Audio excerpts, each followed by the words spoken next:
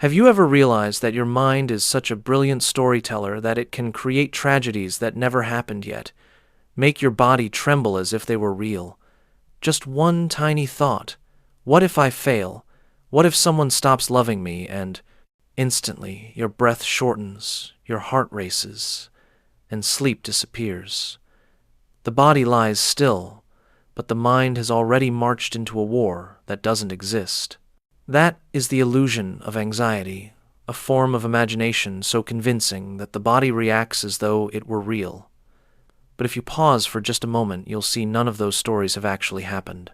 They're all images painted by the mind films played on repeat until you start believing they are reality. The mind is a master filmmaker and also the lead actor in its own play. It creates fear and then gets lost in the very fear it created.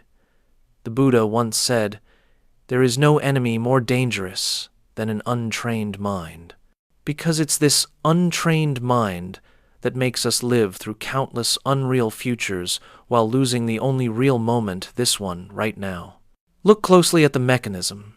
Anxiety doesn't arise from reality, but from the combination of imagination and blind faith in what we think. Each time the mind projects a frightening image, the body reacts with adrenaline, heart pounding, palms sweating, and we call that real.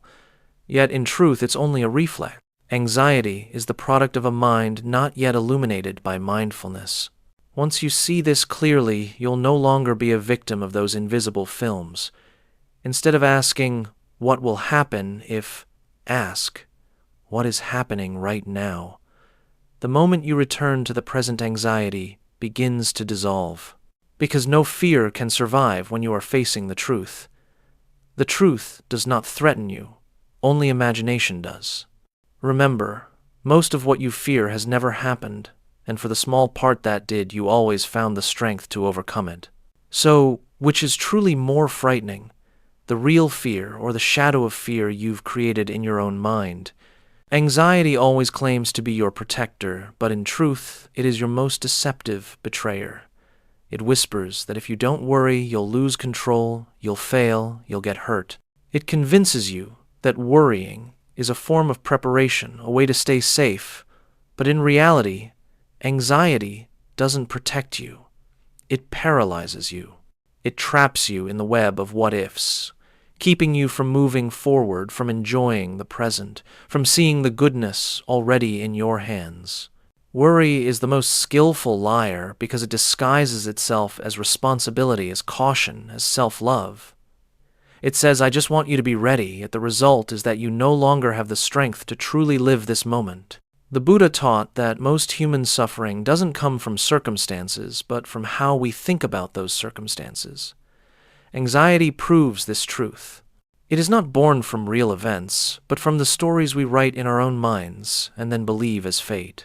When the mind is deceived, it creates countless imaginary futures to escape into while real life patiently waits for us to return. You can see it clearly. 90% of the things you once worried about never happened, and the other 10%, when they did, you still made it through.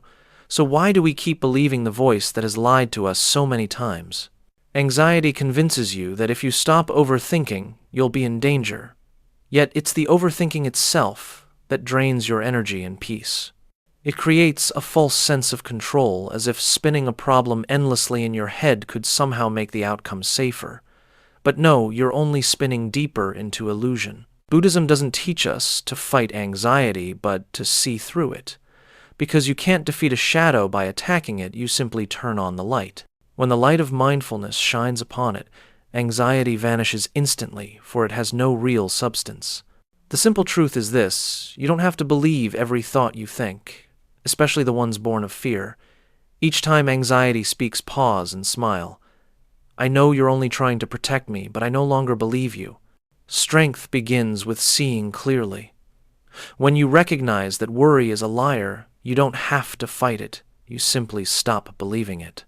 And in that very moment, your mind returns to truth, to the peace that was never lost, only hidden behind the mist of lies called worry. Peace is not a reward for those who have perfect lives. It is the strength of a mind that knows how to stand firm amid imperfection. Life never promises ease. It offers you chances to train your mind. One who has never faced a storm will never understand true stillness. Just as a lake can only reflect the sky, when undisturbed your mind can only perceive truth when it stops struggling against the waves of anxiety. In its deepest Buddhist sense, peace is not a state, it is a skill, the skill of mastering oneself amid change. The art of being in the waves without being swept away, of remaining still in the noise. Anxiety doesn't disappear when circumstances change. It disappears when perception does.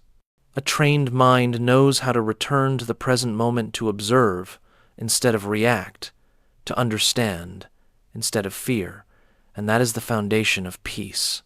The 7 lessons ahead are not meant to eliminate anxiety, but to help you see its nature, to face it without being ruled by it. Because you cannot control the world, but you can learn to control the way you receive it. And right at that point, peace begins. Each lesson is a brick that builds the foundation of inner stillness, recognizing fear, discerning truth from illusion, letting go of what cannot be held, setting boundaries for anxiety, using movement to dissolve blockage, nourishing the mind with goodness, and remembering that you have survived everything before. These are not pieces of knowledge to memorize, they are paths to live by. For only when you practice does understanding become wisdom, and only when you live mindfully does anxiety lose its grip. Peace doesn't come from avoidance, it comes from your ability to face. It doesn't come from the outer world, but from how your mind perceives it. Once you realize this, you'll see peace is not something to find, but something to return to. It has never left you, it's just been covered by the dust of worry, fear, and the illusion of control. See the next 7 lessons as 7 gates, each opening to a deeper layer of awareness. When you pass through them all, you won't find life less stormy. You'll find yourself transformed into one who walks through the storm with an unmoving heart. That is true peace. Anxiety is like a wild beast living in the dark. When you refuse to look at it, it grows larger, snarls louder, and consumes your entire mind. But when the light of awareness shines upon it, its shape becomes clear, its power fades, and it gradually shrinks. That is the strength of naming the beast, calling fear by its true name, so that wisdom, not imagination, takes the reins. When you don't know exactly what you're anxious about, the mind amplifies it infinitely. A nameless worry can become a storm in your head, tightening your chest, stealing your sleep, until you forget what began it all. But the moment you stop and name it, I'm afraid of failure, I'm afraid of rejection, I'm afraid of losing control, you've already walked halfway out of its grasp. Because now anxiety is no longer a fog. It becomes an object you can observe, analyze, and understand.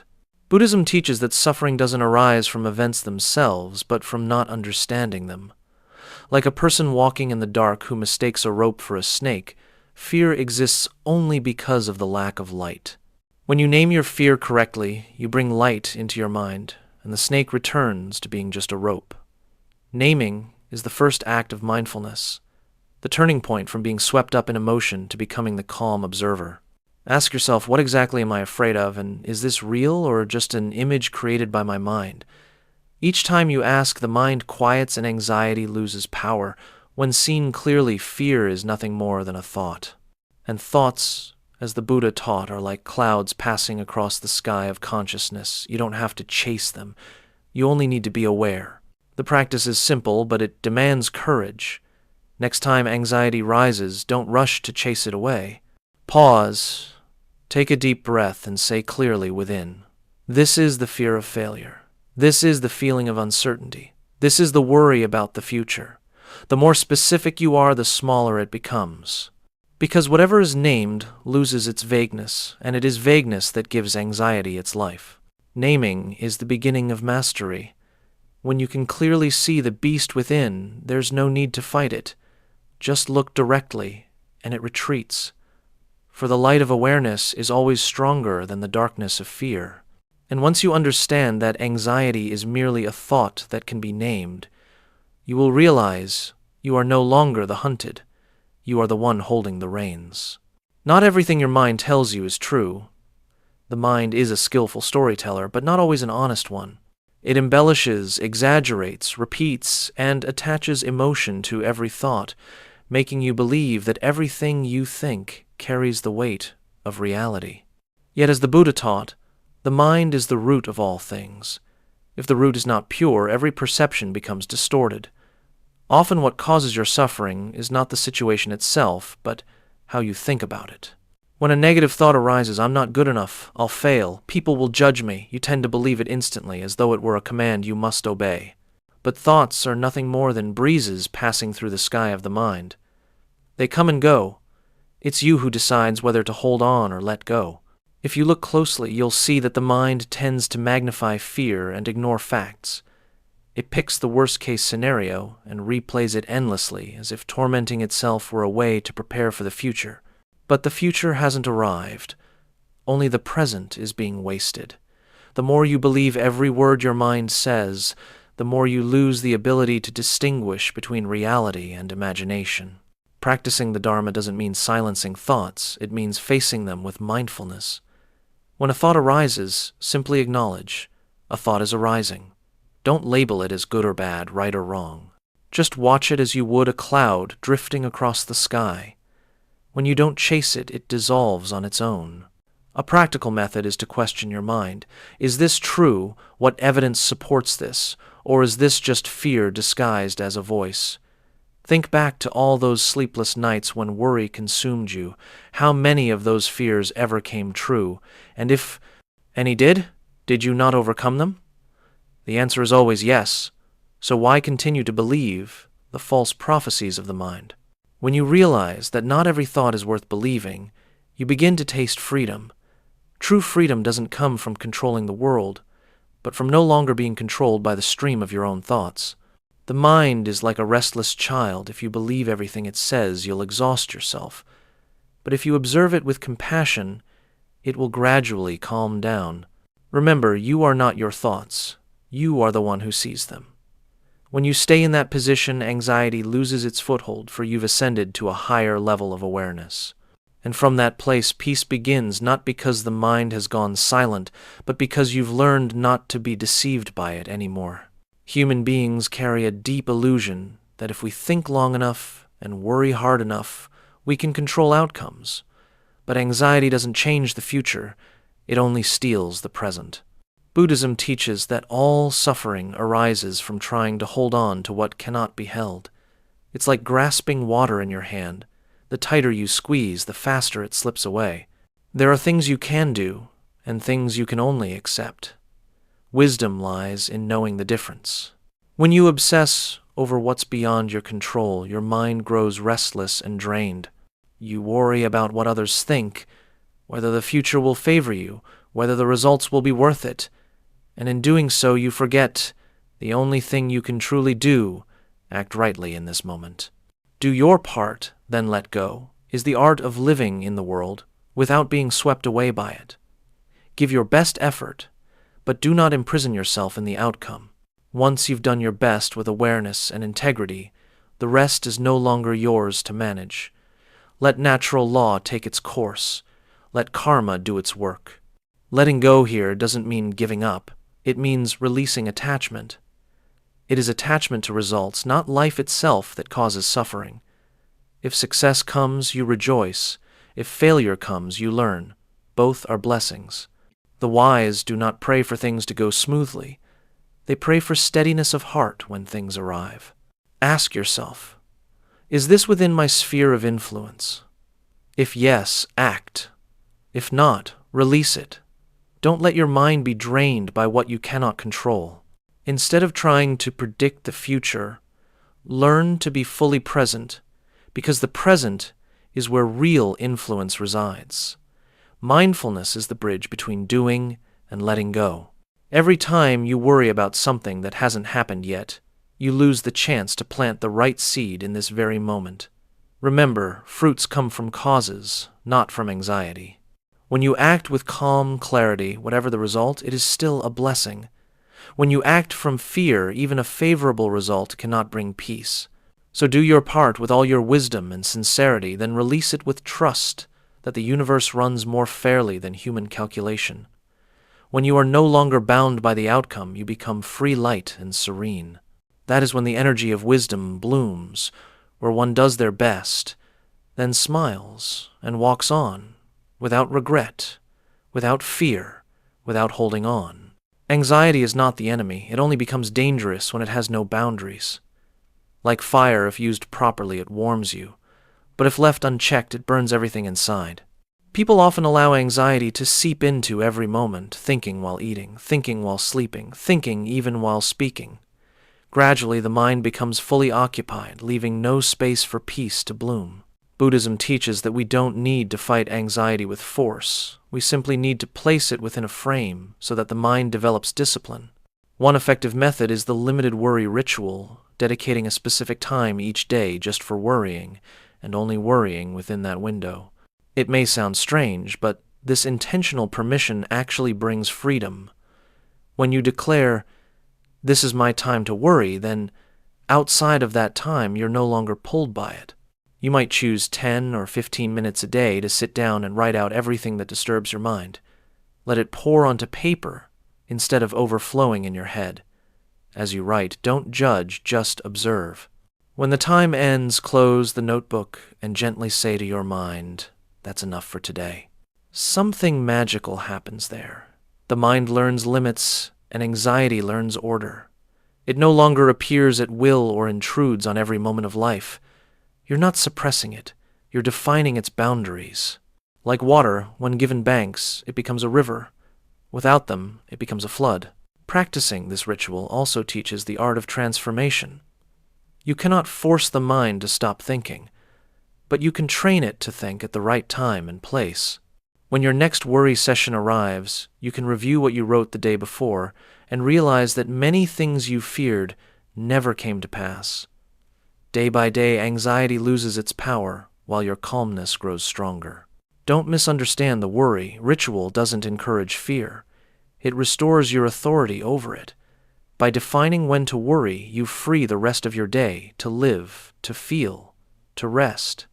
And gradually, as your mind becomes more orderly, you'll no longer need the ritual, because anxiety itself will fade once it's no longer being fed energy.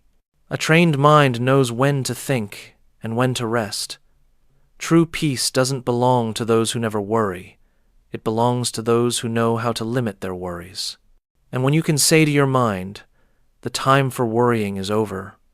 Now is the time to live," that is when real peace begins. When anxiety takes over, it feels like being trapped in a small room where thousands of noisy thoughts collide. Every what if and maybe echoes endlessly inside your head. The more you think, the more tangled it gets. The more you try to stay still, the more restless you become. The mind feels blocked, the body tightens, and life compresses into a heavy knot in your chest. At such times, stillness cannot come from sitting still, it must come from movement. Because sometimes, to still the mind, we must first move the body. Buddhism sees body and mind as two sides of the same current of energy. When the body is restrained, the mind is trapped. When you are anxious, your breath shortens. Your body freezes, and energy stagnates, and that very stagnation makes fear stronger. Conversely, when you walk, breathe, stretch, or simply loosen your muscles, energy begins to flow again, and the mental noise starts to quiet down. Movement is not just a physical act, it is a spiritual purification. Try a mindful walk, not fast, not far, just fully present. Feel your feet touching the ground, your breath passing through your heartbeat, syncing with each motion. In that moment, you are no longer lost in thought. You've returned to your body, to the present. That's the simplest way to break the loop of anxiety. Like untangling a knot, you can't pull it apart by force. You must move gently, allowing it to loosen on its own. Every movement is a reminder I am still here. As long as the body moves, the mind learns to return. Just as waves cannot cling to flowing water, anxiety cannot linger in a moving mind. When energy flows, noise dissolves. The Buddha once advised monks that when the mind is restless, they should change posture, walk mindfully, or engage in physical work, for mindfulness is not confined to still meditation. It also lives in conscious action. Don't see movement as escape. See it as transformation. When you walk among trees, feeling the wind and the rhythm of your steps, you're uniting body and mind. When you practice yoga, reaching out, breathing deeply, releasing tension, you're teaching your mind to let go. And when you dance, run, or simply stand up after long hours of overthinking, you're telling your mind, enough, I'm coming back to now. The power of movement lies in its simplicity. It needs no philosophy, only willingness to rise. One step, one breath, one small motion is enough to break the stagnation of anxiety. Because true stillness doesn't come from sitting in fear, it comes from the harmony of a moving body and an awakened mind. And when the two meet, the inner noise disappears, leaving only peace in every breath. The mind is a field, and every thought, word, and image you take in each day is a seed sown into it. What you plant is what you harvest. If you feed your mind with panic, with negative news, with fearful conversations and self-criticism before long, that garden will be overrun with weeds, anxiety, doubt, restlessness. But if you nourish it with peace, with kind words, with gentle sounds and mindful breaths, the garden will bloom with calmness and clarity. Buddhism teaches, the mind is the root of all things. When the root is at peace, every branch and leaf will naturally be at peace. Most of us are unaware of what we feed our minds daily. We turn on negative news the moment we wake up, scroll through harsh comments during meals, and let our minds replay self-deprecating thoughts again and again. The mind is like a child that learns quickly. Feed it fear and it reacts with anxiety. Feed it peace and it responds with stillness. Thus, the key is not to banish anxiety, but to change what you feed the mind. Observe what your mind is eating, the websites you visit, the people you talk to, the phrases you repeat silently. Every time you think, I'm not good enough, that's a spoonful of poison. Every time you say, I can try again, that's a drop of pure water. Just as the body needs clean nutrition, the mind needs pure energy to stay balanced. Cultivate the habit of feeding your mind with goodness. Each morning, read a passage from the sutras. Listen to calming music. Take 3 mindful breaths and affirm, today I choose peace. When someone is angry, don't absorb their anger. See it as a passing cloud. When the mind looks for faults, redirect it toward gratitude. Gradually, you'll notice your inner state transforming. Serenity doesn't arrive. In a day, it grows slowly, like a sapling nurtured with steady care. Peace is not luck. It's the result of what you consistently choose to nourish yourself with. Every choice is a seed to watch something uplifting, to speak kindly, to think a wholesome thought. Each act plants peace. But if you keep feeding your mind stories of fear and envy, it becomes a shelter for unrest. And remember, you cannot feed 2 wolves at once, one of peace and one of panic. The stronger one is the one you feed daily. So from today, choose your mental diet wisely. Each time your mind reaches for fear, pause and ask, does this feed me or poison me? When you feed your mind with peace, it reflects peace. And when the mind is peaceful, everything else naturally follows. Every time anxiety floods in, you often forget a simple truth: you've already survived everything. Every storm from your past, every long night that seemed endless, you've made it through. That wasn't luck. It was living proof of your inner strength. Yet humans tend to remember fear faster than courage. Each time we worry, we act as though we've never stood tall, never endured. But look back. You've lived through 1,000 anxieties and 100% of your worst days you have overcome. Buddhism calls this the wisdom of impermanence, the understanding that nothing, not even suffering, lasts forever.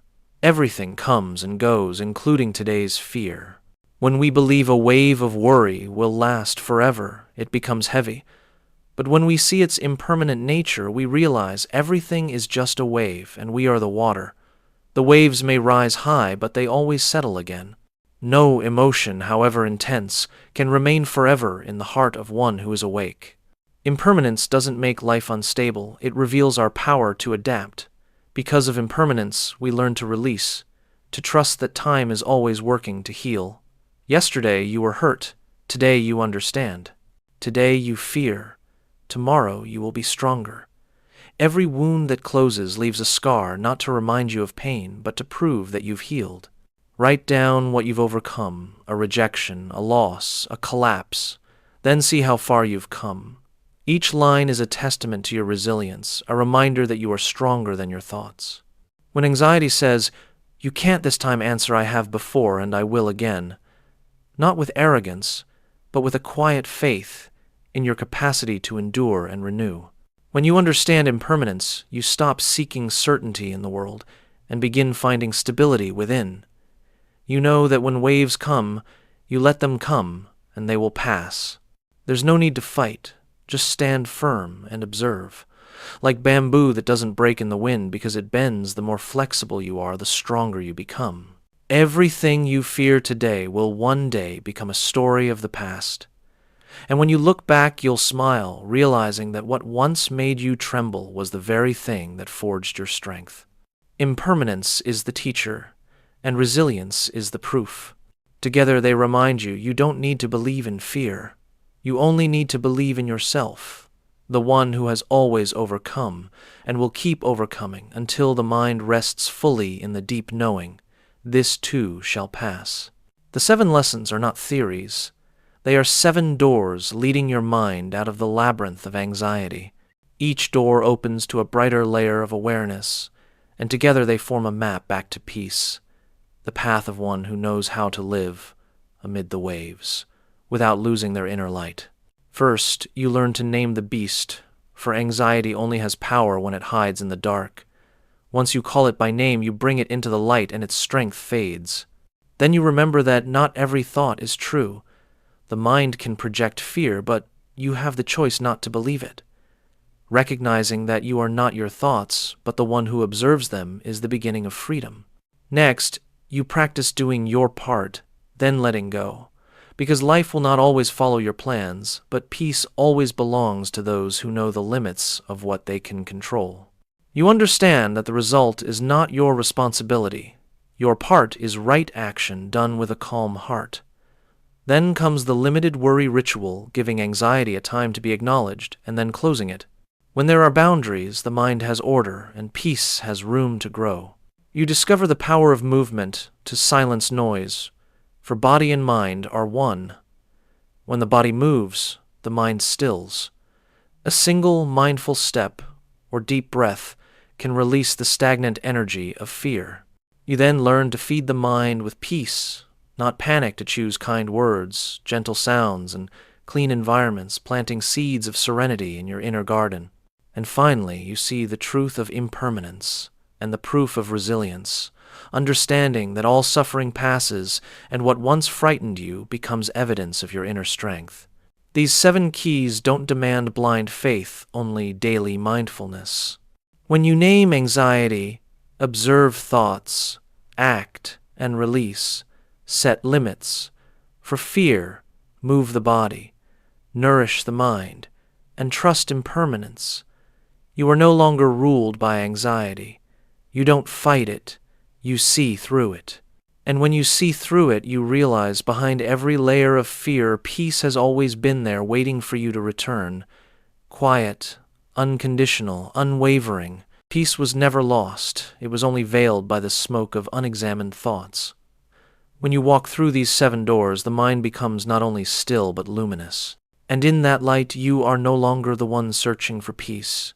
You are peace itself. Peace is not something you must chase, it is something you must stop long enough to recognize. It has been within you all along, merely covered by the dust of overthinking, overworrying, and overbelieving in things that aren't real. Every moment you choose to breathe deeply, to notice, to let go, is one step back to yourself. This is not a distant journey, it is a homecoming in every breath. From now on, when anxiety knocks, don't resist or run. Smile and greet it like an old visitor. Ask it, "What have you come to teach me today?" Then listen, not with fear, but with clarity. Anxiety is simply the mind's way of reminding you to awaken, to live more presently, to release more gently. Once you understand this, you no longer need to push fear away. You just expand your awareness and let it dissolve like mist under sunlight. Begin with small actions. In the morning, take 3 mindful breaths to return to your body. During the day, pause for a minute before reacting. At night, write down 3 things you're grateful for instead of 3 things you fear. Step by step, you are retraining your mind not to be the victim of anxiety, but the observer who meets it with wisdom. And as you begin to live mindfully, the world outside doesn't need to change much because the world inside you already has. The noise remains, but your mind grows quiet enough to hear the silence beneath it. The waves still roll, but you have become the ocean. Life is no less challenging, only you are no longer carried away. If you're hearing these words today, perhaps your heart is longing for peace. Don't wait until everything is perfect. Begin now, amid the imperfection. Peace doesn't come from having everything under control. It comes from no longer being controlled by anything within. So breathe deeply, release gently, and trust the stillness within you. Practice what you've learned not to escape anxiety, but to walk through it with awareness.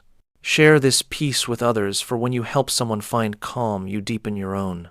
And remember this, there is no future to fear for one who lives fully in the present. Trust your strength. Trust the clarity that's already within you.